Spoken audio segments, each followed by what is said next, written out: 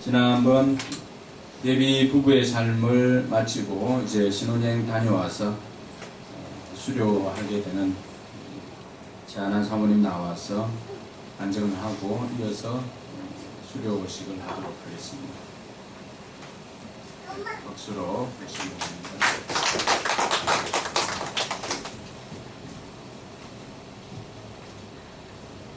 예비 부부의 삶을 마친 지 꽤 오랜 시간이 지났지만 결혼을 하고 신혼여행을 가서 사진을 찍어야만 수료를 할 수 있기 때문에 이제야 수료를 하게 되었습니다. 2012년 대학교에 처음 입학했을 때부터 5년 동안 교제하며 결혼하기까지 참 많은 일들이 있었지만 저희가 결혼할 수 있었던 결정적인 이유는 바로 이 예비 부부의 삶이었던 것 같습니다. 예비 부부의 삶이 어떤 것인지는 지난 간증 때 했기 때문에 이제는 삶 공부를 수료하고 결혼하기까지 저희에게 일어난 일들을 이야기하려 합니다. 예비 부부의 삶을 통해 비전을 조정하고 성격도 알아가며 결혼에 대한 환상을 깨는 작업들을 통해 막연하게 언젠가 하겠지라는 생각에서 벗어나 더욱 결혼을 원하게 되었던 것 같습니다. 양가 모두가 서로가 결혼하는 것을 흔쾌히 승낙하셨지만 빨리 식을 진행하고 싶어하는 시댁 가족들과 달리 저희 가족들은 언니보다 먼저 막내딸을 보내려니 아직 마음의 준비가 되지 않는다며 약 2년 정도를 더 기다려주면 좋겠다고 하셨습니다. 전에 성급하게 이러한 일들을 진행했다가 서로에게 상처가 된 기억이 있기에 저희는 더욱 조심스러웠고 부모님 말씀을 따르기로 결정했습니다. 결혼에 대한 생각들을 잠시 덮어두고 오랜 시간이 흘렀습니다. 전도사님께서 하나님을 경험하는 삶을 수료하시고 저를 다음 수강생으로 지목하셔서 함께 학영설을 시작하게 되었습니다. 그리고 하나님이 말씀과 기도, 환경과 교회를 통해 우리에게 말씀하신다는 이야기를 듣고 주변에 일어나는 일들을 민감하게 받아들이고 관찰하고 있었습니다. 그러던 중 시댁에 내려가 전도사님 가족들과 함께 식사를 하는 중에 아버님께서 어차피 서로 결혼하는 것이 결정되었으면 식을 빨리 진행해도 괜찮지 않겠냐고 말씀하셨습니다. 그 말씀을 통해 그동안 묻어두고 있었던 결혼에 대한 생각들을 다시 꺼내게 되었습니다. 그리고 다시 서울에 올라왔을 때 목사님과 사모님께도 같은 말씀을 해주시며 결혼을 하지 않았을 때 사역에 있어 입장이 불분명한 것과 같은 어려운 점들을 이야기해 주셨습니다. 학영삶에서 배웠던 대로 하나님께서 환경과 교회를 통해 말씀하시는 것 같았습니다. 저희는 말씀과 기도를 통해서도 응답받기를 원했고 일주일 동안 교회에 모여 말씀 묵상과 기도를 통해 하나님의 뜻을 구했습니다. 놀랍게도 큐티의 말씀 내용이 느헤미야의 성전 건축이었고 사람들이 실패할 거라며 조롱할 때에도 하나님께서 이는 하나님의 뜻이니 두려워하지 말라고 말씀하시는 내용이었습니다. 그리고 처음에 기도를 시작했을 때 불안한 마음이 매일매일 기도를 거듭할수록 평안해지는 것을 느끼며 저 또한 하나님께서 이 결혼을 진행하고 싶어 하신다는 확신을 가지게 되었습니다. 가장 두려웠던 것은 저희 부모님께서 혹시나 상처를 받지 않을까 하는 것이었습니다.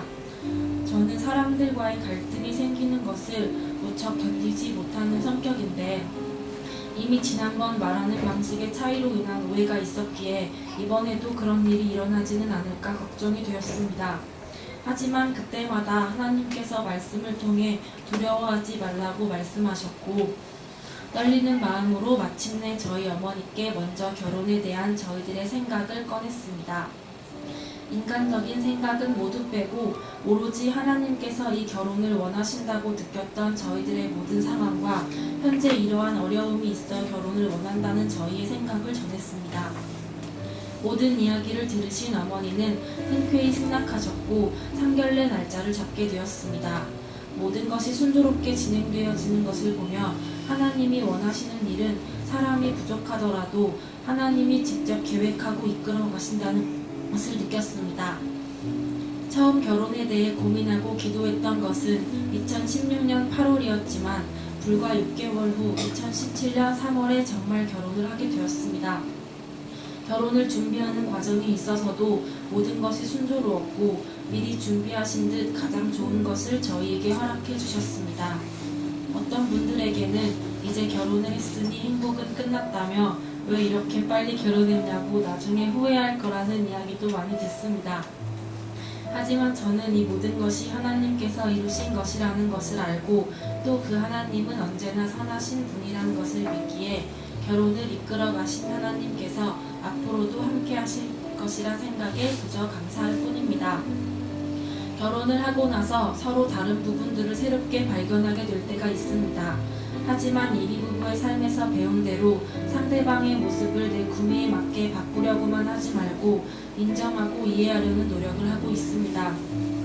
전도사님 또한 저의 모습들을 이해하고 배려해 주시려는 모습에 감동할 때가 많습니다. 전도사님께서 대학원 기숙사 생활을 하시기 때문에 비록 함께하는 시간이 많이 없고 저 또한 청소년 코칭 상담에 대한 사이버 강의를 수강하고 있기 때문에 여유가 많이 없는 것이 사실입니다. 하지만 나와 함께하는 사람이 있다는 것 자체만으로도 든든한 버팀목이 되며 모든 고민을 털어놓을 수 있고 나를 위해 기도해 줄 사람이 생겼다는 것에 감사하며 살고 있습니다. 포커스 교회에서 오랫동안 교제를 해왔고 결혼을 하는 것이 처음이기도 할 만큼 더욱 모범이 되어야 한다는 부담이 있습니다. 비록 부족하고 연약한 저희들이지만 이러한 저희 가정을 통해서 앞으로 하나님께서 하실 일들을 기대하며 많은 청소년들과 청년들에게 본이 되는 가정이 되기를 소망합니다. 감사합니다.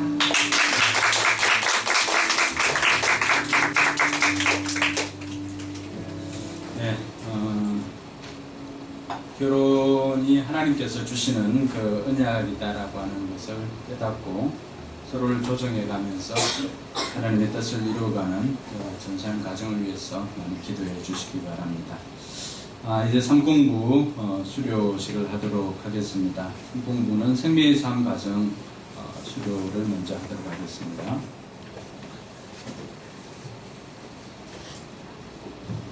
생명의 삶 가정은 이제 9기인데 이번에 최우수 성재 이우전 형제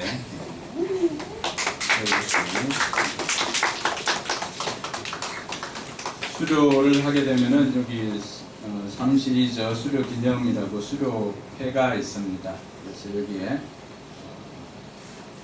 여기 알맹이를 이렇게 끼우면은 나중에 전체적으로 무지개가 되도록 그렇게 제작을 했습니다. 네. 이우전 형제 나오시고 이현선 자매 그리고 전성일, 김민성 같이 나오시기 바랍니다.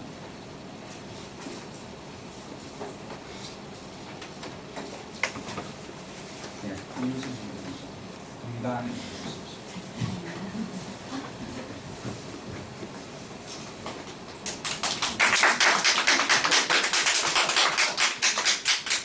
네, 이현선 자매님.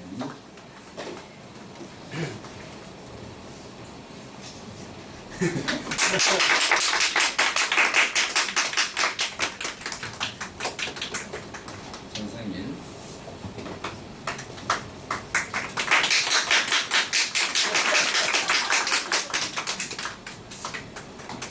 김민성.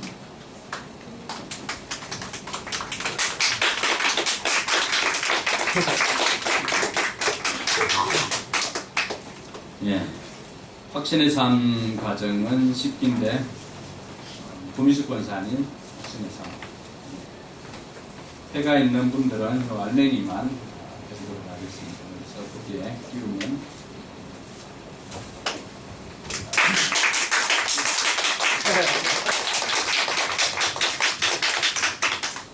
예, 새로운 삶 가정은 4기입니다. 박혜민, 최미 그 사람 나왔어요. 한 사람은 수료를 못해가지고 못 봤습니다. 3공부 신청했다고 해서 다 받는 게 아니라 수료해야만 받을 수가 있습니다. 새로운 삶 가정.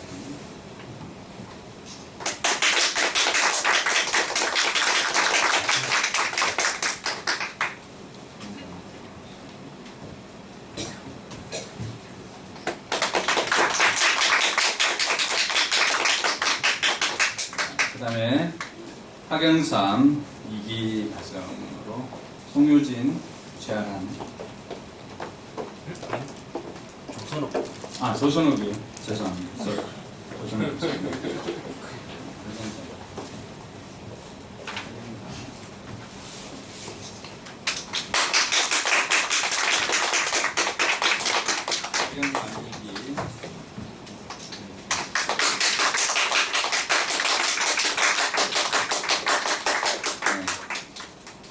삼공부 과정은 짧은 과정, 확신의 삶 과정은 7주, 그리고 나머지 과정은 13주로 되어 있습니다.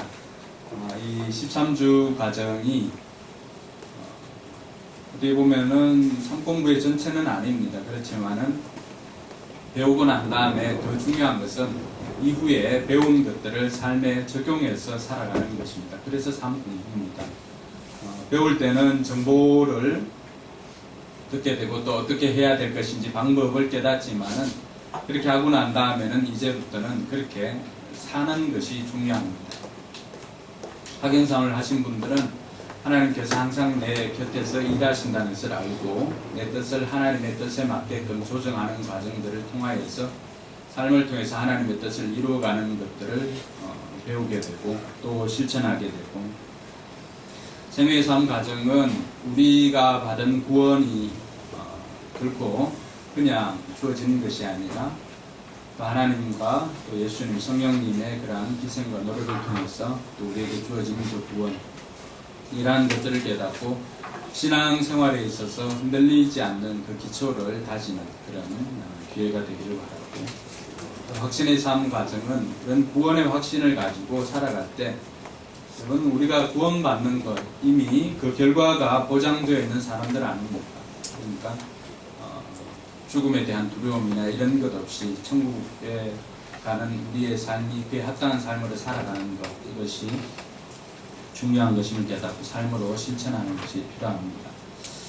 이제 다음번 후반기 삼공부가 이제 생명의 삶, 그리고 경건의 삶, 그리고 처음으로 개설되는 부부의 삶. 부부의 삶 과정은 예비 부부의 삶과는 또 다른 것입니다. 이미 결혼한 부부들이 실제로 연습 없이 결혼한 것 아닙니까? 예비 부부의 삶을 거쳤으면 또 어떻게 조정하고 이런 것들을 처음부터 해서 하지만은 그 과정이 없었다면은 이제 부부의 삶을 통해서 서로를 알아가는 그런 시간들을 가지는 작업입니다. 부부로 있는 분들은 남편이 교회를 나오지 않아도 허락을 하도록 하겠습니다. 일단 다 참석하셔서 부부의 삶 수강할 수 있길 바랍니다. 자, 오늘 하나님 말씀 같이 봅니다. 신약성경 베드로전서 4장 7절에서 11절까지의 말씀입니다.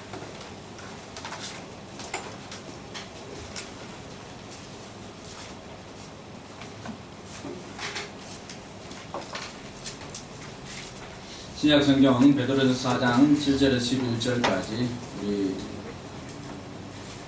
새가족들을 위해서 새 번역으로 실어 두었습니다. 자리에 일어나서 불편하지 않은 분들은 자리에 일어나서 같이 읽도록 하겠습니다. 같이 읽습니다. 만물의 마지막이 가까이 왔습니다. 그러므로 정신을 차리고 삼가 조심하여 기도하십시오. 무엇보다도 먼저 서로 뜨겁게 사랑하십시오. 사랑은 허다한 죄를 덮어줍니다. 불평 없이 서로 따뜻하게 대접하십시오. 각 사람은 은사를 받은 대로 하나님의 여러 가지 은혜를 맡은 선한 관리인으로서 서로 봉사하십시오. 말을 하는 사람은 하나님의 말씀을 전파하는 사람답게 하고, 봉사하는 사람은 하나님께서 주시는 힘으로 봉사하는 사람답게 하십시오. 그리하면 하나님이 모든 일에 예수 그리스도로 말미암아 영광을 받으실 것입니다. 영광과 권세가 영원 무궁하도록 그에게 있습니다. 아멘. 네. 앞뒤 좌우로 한번 돌아보면서 인사할 수 있기를 바랍니다. 만나서 반갑습니다. 하늘 복 많이 받으시기 바랍니다.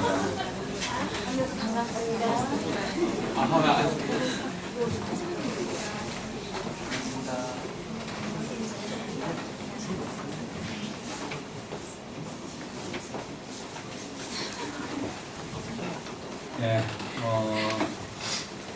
지난주 한번 뵀던 우리 조준욱 형제도 밤을 꼬박 새우고 예배 오기 위해서 참석을 했습니다.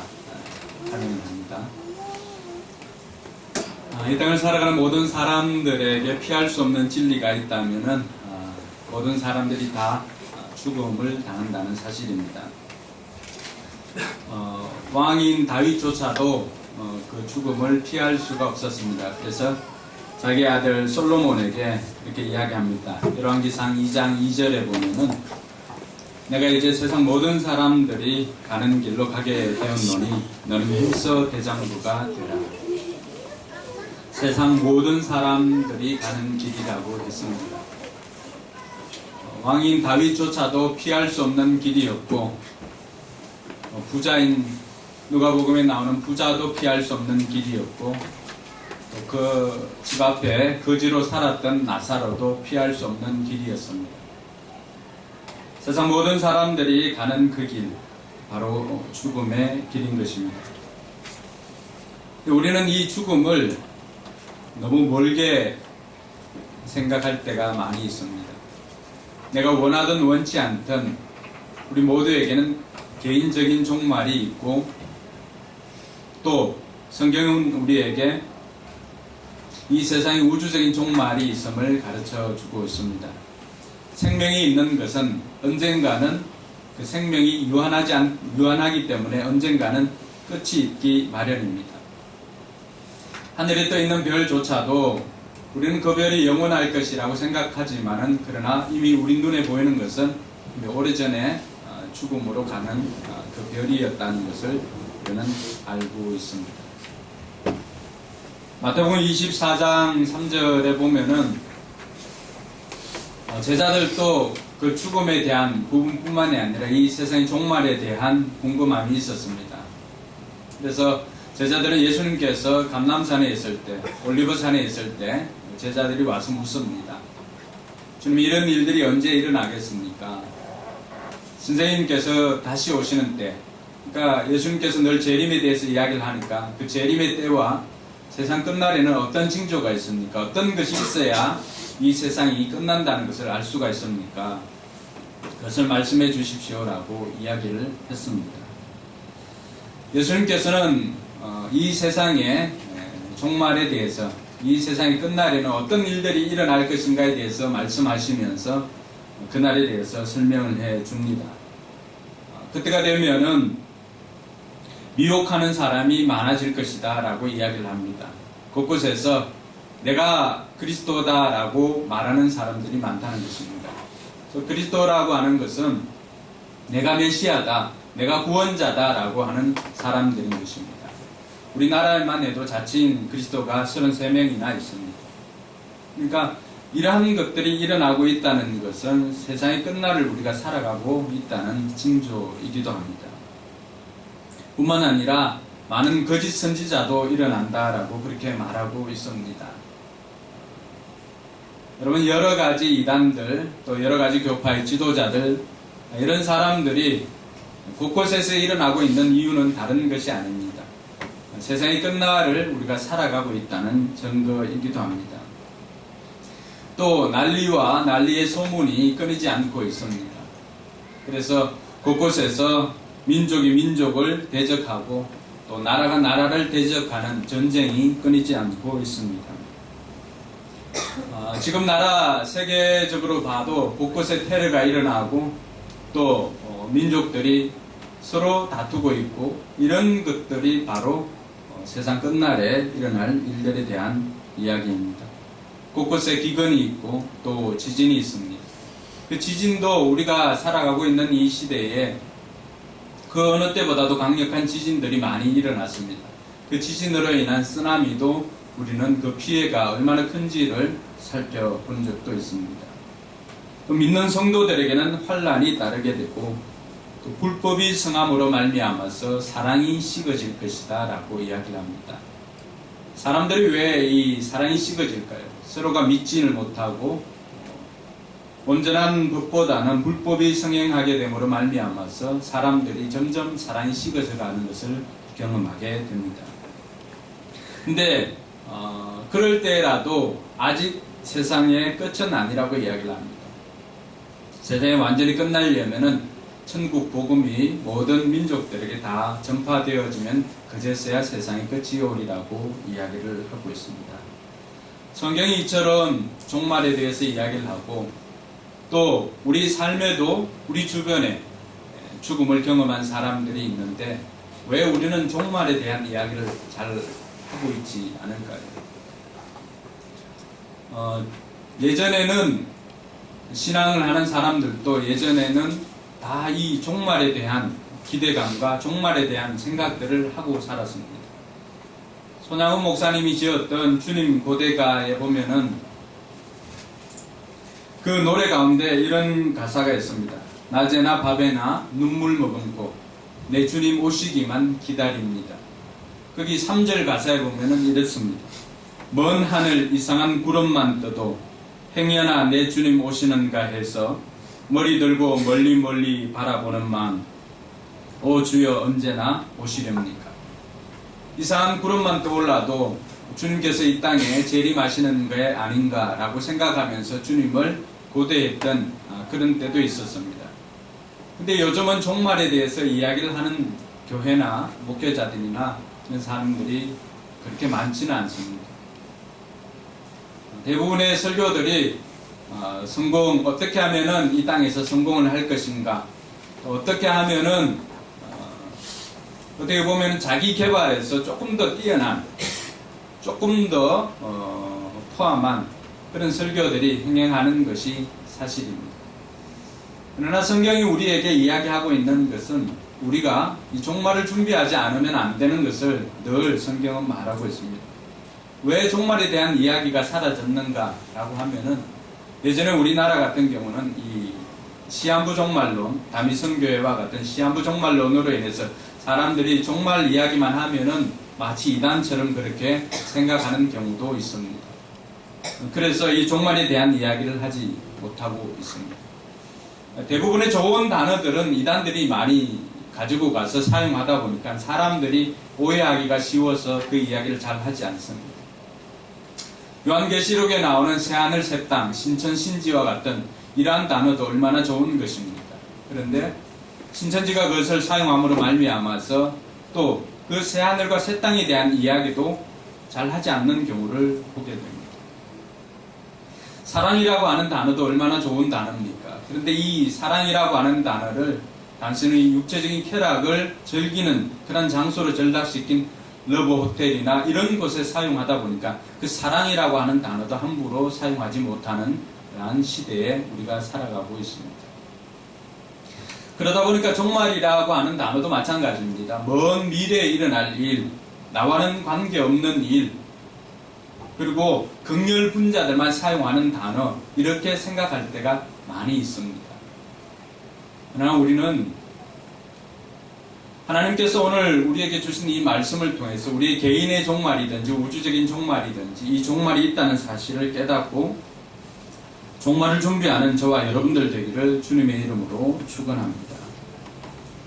죽음이라고 하는 것은 내 주변의 사람들이 한 사람 두 사람씩 떠나게 될 때 비로소 느끼게 되지만은 우리가 이 땅을 살아갈 때 그 죽음에 대해서 깊이 있게 생각하는 경우는 많지 않습니다. 여기 앉아있는 여러분들의 나이가 죽음을 생각할 만큼 그렇게 많지는 않습니다. 그러다 보니까 죽음이 굉장히 멀리 있는 것처럼 느껴집니다. 우리가 솔로몬의 지혜로운 그 말에 좀 더 귀를 기울일 필요가 있습니다. 솔로몬은 전도서 7장 2절에 보면은 초상집에 가는 것이 잔치집에 가는 것보다 더 낫다라고 하고 있습니다. 그 이유를 같이 한번 읽습니다. 살아있는 사람은 누구나 죽는다는 것을 명심하여야 합니다.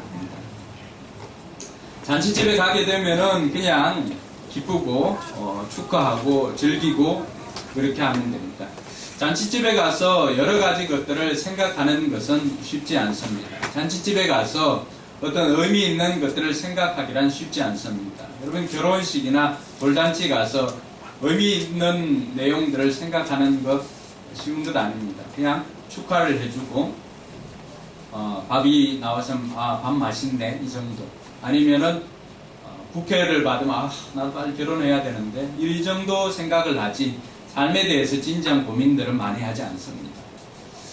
그러나 장례식에 가게 되면 어떻습니까? 일단 장례식에 가게 되면은 우리에게 주어진 삶이 영원하지가 않구나 라고 하는 것을 깨닫게 됩니다. 장례식에 가게 되면은 여러분 나이 많은 사람도 있지만은 또 나이 젊은 사람들도 있습니다. 나이와 관계없이 이 땅을 살아가는 사람들은 누구나 죽을 수밖에 없는 존재이구나 라고 깨닫는 것은 장례식에 가서 비로소 깨닫게 됩니다. 그래서 오늘 솔로몬이 우리에게 말하고 있는 것도 바로 그러한 것입니다. 살아있는 사람은 누구나 죽는다는 것을 명심해야 한다. 살아있는 사람들은 이것을 명심할 때 그래서 우리의 삶에 대한 태도가 달라지게 됩니다. 왜 마지막을 준비해야 할까요? 준비하는 사람과 준비하지 않는 사람이 입게 되는 데미지나 이런 것들은 엄청난 차이가 있습니다. 여러분 말 한마디라도 준비하고 듣는 것과 준비하지 않은 채 듣는 것과는 엄청난 차이가 있습니다. 식탁에서나 잠자리에서 하는 말들은 그래서 더 조심할 필요가 있습니다. 왜냐하면 밥 먹는 자리에서 무장을 하고 밥 먹는 사람은 없습니다. 잠자리에 들어서 무장을 하고 잠자리에 드는 사람은 없습니다. 밥 먹는 자리와 잠자리에서는 우리의 마음의 경계를 다 늦춘 상태입니다. 무장 해제하고 밥을 먹고 무장 해제하고 잠을 잡니다. 그러니까 그때 하는 말들은 다른 때 낮 시간에 했던 말과 강도가 비슷하다고 한다면 그러나 입게 되는 상처는 더 크다는 사실입니다. 그만큼 무장을 해제하고 듣기 때문에 그렇습니다. 그래서 내가 준비를 하고 듣는가 준비하지 않고 듣는가에 따라서 내가 입는 상처가 더 큰 것입니다. 죽음도 마찬가지인 것입니다. 이별할 시간을 가지지 않고 이별을 하게 되면은 남아있는 가족들이 받게 되는 그 마음의 아픔들은 엄청난 상처가 되는 것입니다. 왜 우리가 종말에 대한 준비를 해야 될까? 왜 죽음에 대한 준비를 해야 될까? 라고 했을 때 먼저는 그 죽음이 언제 임할지 아무도 모르기 때문에 그렇습니다. 이 땅에 태어나는 것은 순서가 있기 때문에 어른이 있고 아이가 있습니다. 그러나 이 땅을 떠날 때는 순서가 없습니다. 그리고 그 죽음은 언제 올지 아무도 모르는 것입니다. 그렇기 때문에 우리는 언제든지 준비하고 있어야 됩니다. 그래서 죽음도 영접이라고 표현하는 사람도 있습니다. 여러분 스데반은 예수님께서 이 스데반의 죽음을 맞아 죽었습니다. 그러니까 그 죽음은 하나님 앞에서 복된 죽음이 될 수가 있었지만은 므낫세와 이런 사람들의 죽음은 거의 준비되지 않은 죽음이었기 때문에 굉장히 비참하게 죽음을 당하는 것을 볼 수가 있습니다. 우리가 마지막을 준비해야 되는 이유 두 번째는 삶의 질과 태도가 달라지기 때문에 그렇습니다. 시간이 얼마 남지 않았다고 생각되어지면은 여러분에게 주어진 시간이 카운트 다운 된다면은 여러분 지금 하는 행동들을 그대로 할 수가 있을까요? 여러분에게 주어진 시간이 그렇지는 않겠지만 하루의 시간이 주어진다면 여러분들 무엇을 하겠습니까?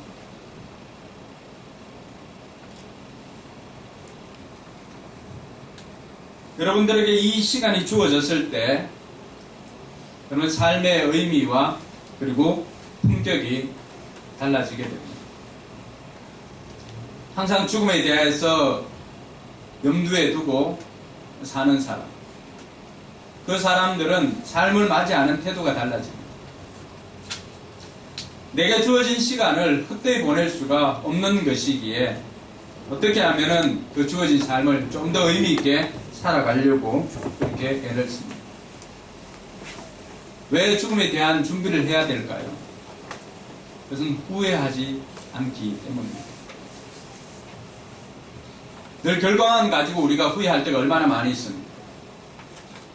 시험 끝나고 난 다음에 12점 받아보고 6점 받아보고 해봐야 공부를 할 걸 이렇게 생각하죠.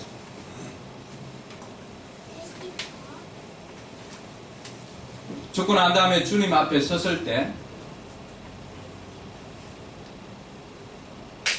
이 땅을 살았던 그 결과를 가지고 천국과 지옥으로 나누어진다면, 지옥으로 간다면, 여러분들의 삶이 지옥으로 가서 영원히 살게 된다면 그때 여러분들 어떻게 하시겠습니까? 내가 살아있을 때 예수님을 제대로 믿을 거예요. 모든 것들은 오늘 이 이야기를 듣는 순간 다시 한번 기회를 얻게 되지만 그 구원의 문제만큼은 주님 앞에 섰을 때 내가 살아생전에 예수 그리스도를 구주로 영접하지 못하면은 그 주님을 다시 만날 때는 그 주님은 내게 심판주가 되는 것입니다.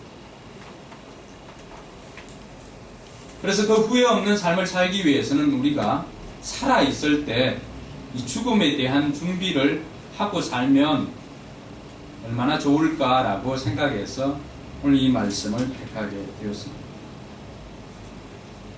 종말이 있다는 것, 개인적인 죽음이든지 우주적인 종말이 있다든지 이 종말을 대하는 사람들의 태도가 있습니다. 한 두 부류로 이렇게 나눌 수가 있습니다. 한 부류는 욜로족입니다. 욜로족. 최근 들어서 많이 이제 뜨고 있는 욜로족. You only live once 해서 한 번뿐인 인생을 즐기라고 하는 그런 사람들이 있습니다. 이 사람들은 자신의 생명이 유한하다는 것 알고 그냥 즐기는 것, 한 번뿐인 인생 즐기는데 자신의 삶을 다 허비합니다. 이 사람들 같지 않지만은 그 인디밴드 중에 크라잉넛이라고 하는 인디밴드가 있습니다. 말 달리자 이런 곡들은 인디밴드 중에는 거의 10만 장 이상 판이 팔릴 정도로 대단한 팀이기도 합니다. 이 밴드들은 쌍둥이 형제도 있고 한데 결성된 지 펑키록을 추구하는 사람들인데 결성된 지 한 번도 팀이 이탈하거나 이런 적은 없습니다. 나중에 합류한 팀들 계속해서 지금까지 처음 만났던 그대로 진행을 하고 있습니다. 이 사람들이 인디밴드지만 책을 썼습니다. 오늘 설교 제목이기도 합니다. 어떻게 살 것인가. 좋아한다면 부딪혀, 까짓 거 부딪혀. 뭐냐 그러면은 사람들의 눈을 의식하지 않고 이 사람들의 삶의 기준은 자신들의 내면입니다.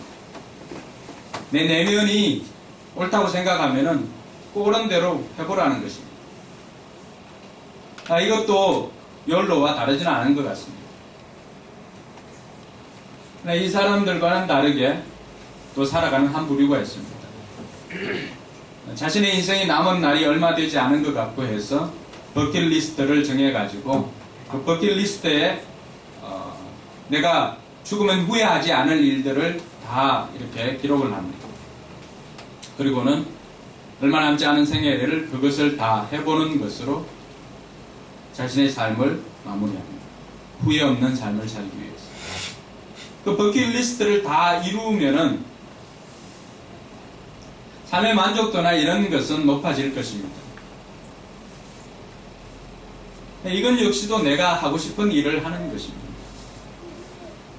근데 우리가 정말 돌아봐야 하는 것은 내가 하고 싶은 일을 다 하는 것과 내가 해야 할 일을 하는 것과는 차이가 있습니다. 내가 하고 싶은 일들을 다 하고 이 땅을 떠날 수가 있습니다. 그러나 내가 해야 할 일을 다 하지 못하고 이 땅을 떠나게 된다면 우리는 그 대가를 주님 앞에 섰을 때 치르게 되는 것입니다. 그래서 어떻게 보면은 오늘 말씀은 내가 하고 싶은 일뿐만이 아니라 해야 할 일을 어떻게 할 것인가 라고 하는 그 제목에 대한 답이 오늘 저와 여러분들이 읽었던 이 말씀입니다. 어떻게 살 것인가 라고 제목을 정했지만은 또 다른 제목을 준비한다면 개인적인 종말이든지 우주적인 종말이든지 종말을 대하는 우리의 태도라고 해도 과언이 아닐 것입니다. 이 종말을 대하는 우리 성도들의 태도는 어떠해야 될까? 첫 번째는 정신을 차리고 기도하는 것입니다. 오늘 7절 말씀에 보면은 같이 읽습니다. 만물의 마지막이 가까이 왔습니다. 그러므로 정신을 차리고 삼가 조심하여 기도하십시오. 만물의 마지막이 가까이 왔다라고 이야기를 하고 있습니다. 우리가 원하든 원치 않든 내가 하루를 살면 어떻습니까? 여러분들의 종말이 하루 더 당겨진 것이죠. 우리가 몰라서 그렇지 우리 개인의 시간도 카운트다운 되고 있습니다. 지금도. 여러분들이 아무것도 하지 않는 그 시간에도 여러분의 시간들은 계속해서 카운트다운 돼서 없어지고 있습니다. 그때 하나님께서 우리에게 주시는 것은 그 종말을 살아가고 있는 저와 여러분들이 해야 될 것이 만물의 마지막이 가까이 왔을 때 정신 차리고 기도하라는 것입니다. 이것은 하나님과 우리의 관계를 설정해 주는 것입니다. 만물을 살아가고 있는 종말을 살아가고 있는 우리가 어떻게 살아야 할 것인가? 정신을 차리라고 하는 것입니다. 예배 시간에 우리 아이들 이렇게 왔지만 청소년들 와 있지만 휴대폰 보고 하는 거 주님 앞에 갔을 때 준비하지 않고 가게 되면 얼마나 후회할까요? 지금은 모릅니다. 죽음이 먼 미래의 일이기 때문에. 저는 초등학교 6학년 아이를 천국에 보낸 적이 있습니다. 물론 제 아이는 아닙니다. 제가 담당하는 주일학교 아이였습니다. 그 아이는 자기가 믿음을 준비하고 주님을 영접했기 때문에 죽음에 대한 공포나 두려움이 없었습니다. 그 아이가 그 어린 나이에 죽으면서 남겨놓았던 것은 자신의 아버지와 어머니가 신앙생활을 제대로 하고 있지 않았는데 자기는 믿음으로 천국 갈 수 있다는 것을 확신하고는 그 부모님께 예수 그리스도를 잘 믿고 신앙생활 잘 하라고 하는 것을 남겼습니다. 그 부모님들이 이 아이 죽음으로 말미암아서 예수님을 영접하고 신앙생활을 하고 지금은 집사들이 다 되어 있습니다. 나이와 관계없이 만물의 마지막 때를 살아가고 있는 사람들이 준비해야 할 것이 있다면 내 생명이 유한하다는 것을 깨닫고 정신을 차리고는 무엇보다도 구원 얻을 수 있는 믿음을 얻기 위해서 기도하라는 것입니다. 그거 준비하지 않으면은 마지막에 갔을 때 내가 그때 뭐 할 걸, 그때 말씀 잘 들을 걸, 그때 예배 잘 들을 걸, 그때 예수님 영접할 걸 후회해봐야 소용이 없다는 것입니다.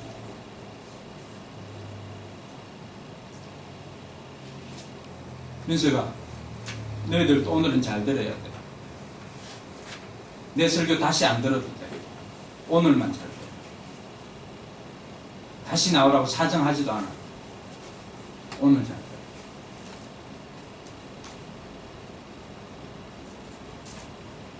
내 믿음이 준비되지 않으면은 내가 하나님과의 관계에서 구원받을 만한 믿음을 준비하지 않으면은 하나님 앞에 섰을 때 어느 누구도 여러분들을 위해서 중보해 주지 않는다는 것입니다. 부모의 믿음으로 가는 것 아닙니다. 남편의 믿음으로 가는 것 아닙니다. 아내의 믿음으로 가는 것 절대 아닙니다.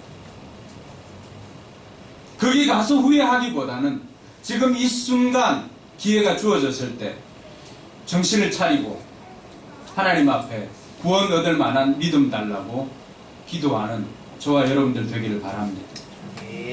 이것이 만물을 살아가고 있는, 만물의 마지막 때를 살아가고 있는, 종말의 시대를 살아가고 있는 저와 여러분들이 준비해야 할 것입니다.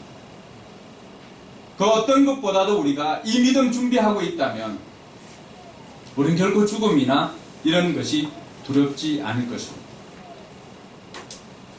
제가 목사이기 때문에 많은 사람들의 죽음을 경험을 하게 됩니다. 스스로 목숨을 끊은 사람들의 죽음도 제가 집례를 해보았습니다. 그리고 연세가 다하여서 믿음 없이 죽은 사람들의 장례도 집례해보았습니다. 그리고 믿음을 가지고 죽은 사람들의 장례도 집례해보았습니다. 그 마지막 때가 되었어야 살아올 때는 모르지만은 살아올 때는 자기가 다 한 것들을 하고 삽니다. 그러나 마지막 때 하지 못한 것 때문에 사람들은 후회하더라고 하는 것입니다. 스스로 목숨을 끊은 사람, 나이가 되어서 죽음을 맞이한 사람, 그 가족들과 그 사람들에게 해줄 말이 없습니다. 그러나 믿음을 준비한 사람은 그 사람의 나이가 얼마이든지 간에 남아있는 유족들이나 또 믿음을 준비한 그 사람은 죽음에 대한 두려움이 없었다는 것입니다. 할렐루야. 이 땅을 살아가는 수많은 사람들이 제일 두려워하는 것이 무엇입니까? 죽음입니다. 이러다가 죽는 것 아닙니다. 믿음이 준비되어 있다면 이 죽음에 대한 공포는 이길 수가 있습니다. 왜냐하면 죽음으로 끝나는 것이 아니라 죽음 이후에 우리에게는 더 나은 이 땅에서 경험해 보지 못한 최고의 삶인 천국이 예비되어 있기 때문입니다. 할렐루야. 그래서 믿음을 가진 사람들의 죽음이나 또 그 후손들에게는 해줄 말이 있는 것은 다시 만날 수 있는 소망이 있다는 것입니다. 만물의 마지막 때가 되었을 때 우리가 정신 차리고 기도해야 하는 내용이 바로 이것입니다. 하나님과의 관계 회복을 위해서 기도하라는 것입니다. 둘째로는 8절에 보면은 서로 뜨겁게 사랑하라는 것입니다. 7절에 있는 내용이 대신관계, 하나님과의 관계라면 8절에 있는 내용은 대인관계, 사람들 간의 이웃과의 관계입니다. 무엇보다 서로 뜨겁게 사랑하라고 가르치고 있습니다. 마태복음 24장에 보면은 만물의 마지막을 살아갈 때 주님께서 만물의 마지막 때에 어떤 일이 일어날 것입니까? 제자들이 물었을 때 했던 것이 불법의 성행함으로 사랑이 식어진다라고 이야기를 했습니다. 사랑이 식어지고 있는 이 시대에 우리가 살아가고 있습니다. 그러므로 마지막을 살아가고 있는 저와 여러분들이 해야 될 일은 시간이 얼마 남지 않은 것처럼 더 뜨겁게 사랑하는 것입니다. 사랑만 해도 시간이 모자랄 지경입니다. 여러분들은 여러분들의 생애에 얼마가 남았다고 생각하십니까?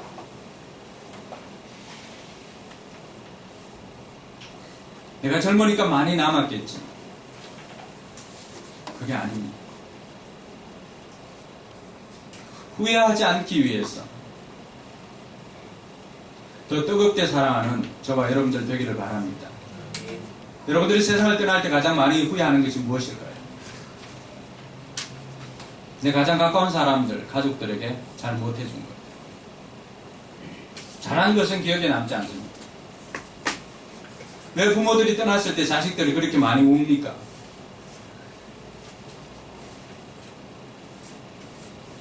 부모님 살아생전에 사랑한다는 고백 다 못하고 부모님 말 다 헤아리지 못하고 그 마음 다 헤아리지 못하고 정말 해야 할 것 하지 못했기 때문에 그렇게 우는 것 아닙니까? 저 역시도 어머님을 보낼 때 가장 마지막에 했던 말은 어머님 미안합니다. 죄송해요. 그 이야기였어요.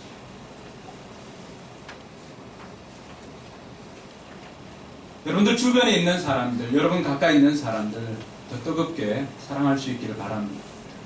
그 사랑은 많은 허물을 덮어줍니다. 가족이기 때문에. 예전에는 아이가 입으로 오줌 싸면은 키를 덮어 씌워가지고 이렇게 동네 가서 소금을 얻어오라고 합니다. 제가 지금 생각해 보니까 그보다 더 큰 상처가 있을까요? 뭘 자랑이라고? 아이도 오줌 쌀 수 있지.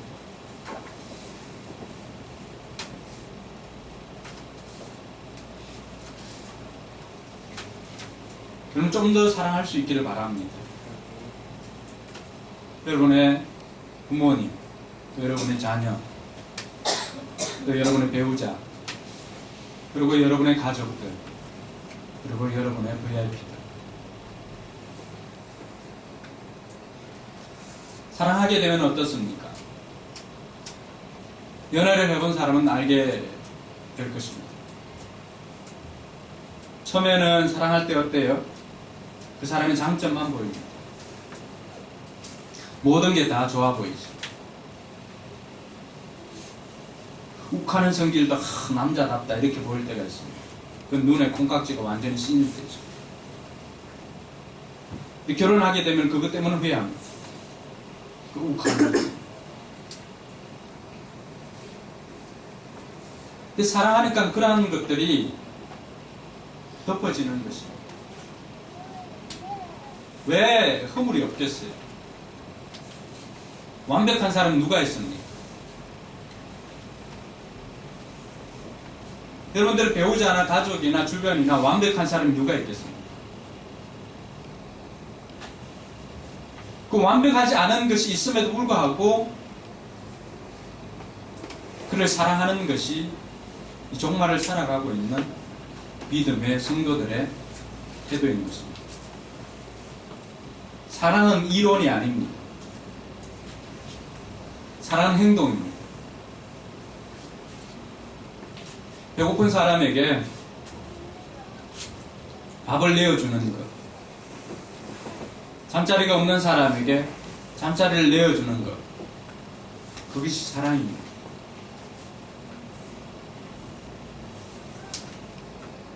이론으로만 생각하고 살기에는 시간이 너무나 아깝습니다.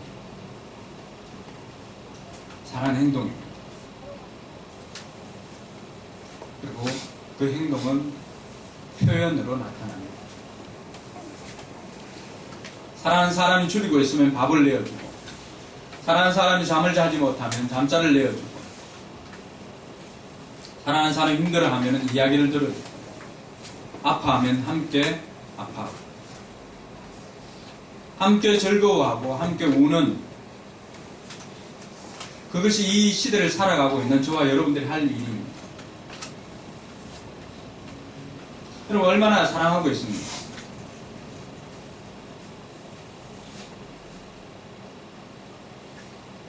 이 설교하고 있는 저도 자신할 수 없습니다. 설교하는 것이 마음이 무겁습니다. 나는 사랑하고 있는지. 성경이 우리에게 이야기하는 것은 뜨겁게 사랑하라. 그 뜨거운 사랑 안에 녹아지지 않는 것이 없습니다. 왜 미움이 있을까요? 더 뜨겁게 사랑하지 못했기 때문에. 왜 시기하는 마음이 있을까요? 더 뜨겁게 사랑하지 못했기 때문입니다. 왜 질투합니까? 더 뜨겁게 사랑하지 못했기 때문입니다.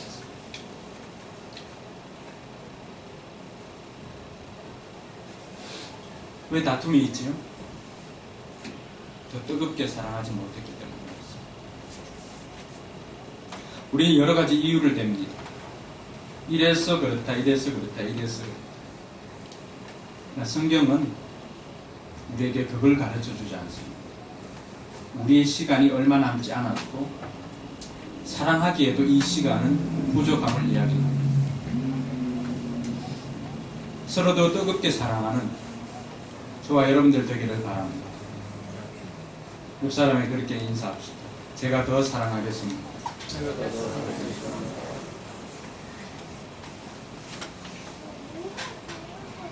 이것이 종말을 살아가고 있는 저와 여러분들이 해야 할 일입니다. 이렇게 종말을 살아가고 있는 사람들이 대신관계, 하나님과의 관계, 이웃과의 관계가 정립이 되었다면 마지막으로 준비해야 될 게 무엇일까요? 사명입니다. 우리는 호흡이 다해서 이 땅을 떠나는 것이 아니라 이 땅에서 해야 할 일을 마쳤기 때문에 떠나는 것입니다. 그래서 오늘 성경은 우리에게 가르쳐 줍니다. 10절에 보니까 같이 읽습니다. 각 사람은 은사를 받은 대로 하나님의 여러 가지 은혜를 맡은 선한 관리인으로서 서로 봉사하십시오. 이게 우리가 해야 할 일을 하라는 것입니다. 하고 싶은 것만 다 하고 산다면 마지막에 가서는 너무너무 후회합니다. 왜냐하면 내 하고 싶은 것만 다 하고 살았잖아요.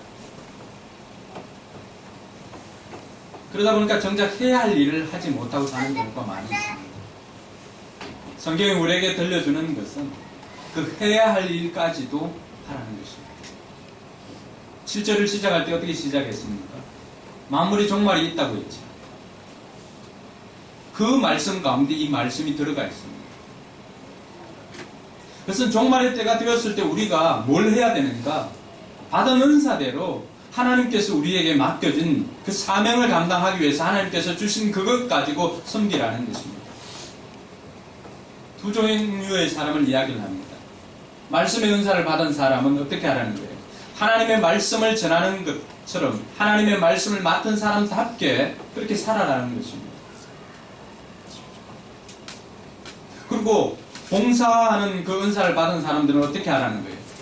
어떤 일을 할 때에도 하나님께서 공급해 주시는 힘을 가지고 하는 것처럼 그렇게 살아라고 하는 것입니다. 그렇게 하니까 내 힘, 내 능력이 아니라 하나님께서 주시는 그 힘과 능력, 그게 뭐지? 은사 아닙니까? 그것으로 하니까 피곤하지 않습니다. 옆에서 보는 사람은 힘들고 어렵다 뭐 이렇게 생각하지만 정작 그 일을 하는 사람은 그 일을 하면서 즐거워합니다. 왜 그럴까요? 받은 은사대로 섬기기 때문에 그렇습니다. 은사를 점검하는 것은 다르지 않습니다. 은사를 점검하는 것은 그 일을 하면서 즐거움이 있느냐라고 하는 것입니다. 억지로 그 일을 한다면 은사가 아닙니다. 그 일을 하면서 즐거워야 됩니다. 그리고 그 일의 결과가 있어야 합니다. 그것이 내게 주신 은사입니다. 재능하고도 한 60-70%는 유사한 것 같아요. 그러나 남아있는 30-40%는 조금은 차이가 있는 것 같습니다. 물론 동일한 사람도 있지만 하나님께서 여러분에게 주신 은사가 무엇입니까? 말을 하는 은사 같으면 그대로 섬겨야 됩니다.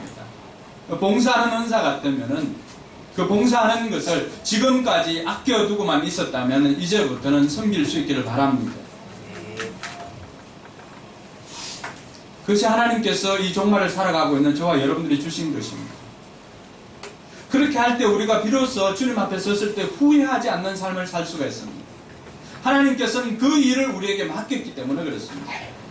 선한 청지기가 무엇입니까? 선한 관리인이 무엇입니까?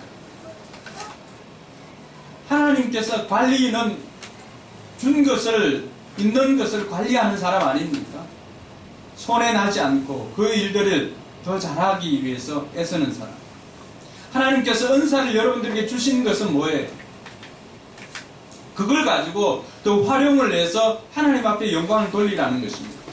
그래서 5달란트 받은 사람, 2달란트 받은 사람, 1달란트 받은 사람 이야기 들어봤지 않습니까? 그 사람은 다른 것에서는 1달란트 받은 사람은 다른 것에서는 책망받을 일이 없지만은 그 사람이 하지 않았던 것은 준 것을 제대로 활용하지 않았다는 것입니다. 이 사람은 마지막에 갔을 때 있는 것까지도 빼앗기게 됩니다. 빼앗기고 그 사람은 어떻게 되었을까요? 슬피 울며 이를 갈미 있었겠지. 우리의 마지막이 그렇게 되지 않으려면 우리가 어떻게 살아야 하겠습니까? 하나님께서 우리에게 주신 은사대로 우리가 이 땅에서 마음껏 하나님의 일들을 감당하며 갈 때 11절에 보니까 하나님께서 이로써 영광을 받으시겠다고 말씀하고 있습니다. 이것이 사람에게 주어진 이 땅을 살아가는 제일 된 목적입니다. 하나님께 영광을 돌리고 그분을 영원토록 즐거워하는. 언제 하나님께 영광을 돌릴 수가 있습니까? 내게 주신 은사대로 마음껏 하나님의 일들을 감당할 때 우리는 그 삶을 통해서 하나님께 영광을 돌릴 수가 있습니다. 하나님께서 여러분에게 무엇을 맡긴 것 같습니까? 하나님께서 여러분들에게 어떤 은사를 맡긴 것 같습니까? 그것 가지고 여러분들만을 위해서 사는 것이 아니라 하나님을 위해서 살아가는 저와 여러분들 되기를 바랍니다. 아멘. 종말이 있음을 알고 살아가는 이 세상 사람들의 태도는 한 번뿐인 인생 즐기는 것입니다. 후회하지 않기 위해서 버킷리스트를 적는 것입니다.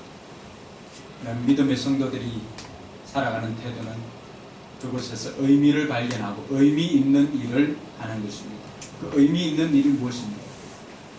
하나님께서 여러분에게 맡겨주신 그 일을 하는 것입니다.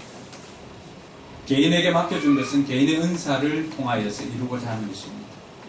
교회에게 맡겨준 것도 있습니다. 우리 교회도 생명체이기 때문에 그 생명체는 언젠가는 끝이 나게 될 것입니다. 근데 이 교회가 끝나는 것은 언제일까요? 이 교회를 통해서 영혼 구원하여 제사 삼으라고 하는 하나님께서 주신 그 일들이 다 마무리되어지면은 그때 우리 교회도 사명을 다해야 될 것입니다. 그 사명이 있는 한 우리는 교회를 세워나가야 할 것입니다. 사랑하는 성도 여러분, 오늘 우리가 이 말씀을 들었다는 것은 우리 인생에 종말이 있음을 알고 시간이 영원한 것처럼 시간을 허비하지 말고 물질이 영원한 것처럼 물질을 허비하지 말고 우리 시간을 아끼고 또 물질을 아끼고 하나님 앞에서 우리가 받은 대로 은사대로 섬길 수 있는 저와 여러분들 되기를 바랍니다. 그리고 무엇보다도 여러분들이 만나는 사람들 더 뜨겁게 사랑하는 저와 여러분들 되기를 주님의 이름으로 축원합니다. 기도하겠습니다. 이제 한번 말씀을 생각하면서 기도하기를 원합니다. 여러분 어떻게 살아왔습니까? 또 어떻게 살기를 원합니까? 생각하지 않고 살았다면 그러면 어떤 사람으로 기억되기를 원하는지 이 시간을 통해서 한번 생각해 보시기 바랍니다. 하나님께서는 마지막을 사는 저와 여러분들에게 정신을 차리고 기도하라고 가르칩니다. 서로 더 뜨겁게 사랑하라고 가르치고 있습니다. 받은 은사대로 섬기라고 가르치고 있습니다. 말씀을 듣고 결단하는 저와 여러분들 되길 바랍니다. 후회하지 않도록 믿음을 잘 준비할 수 있도록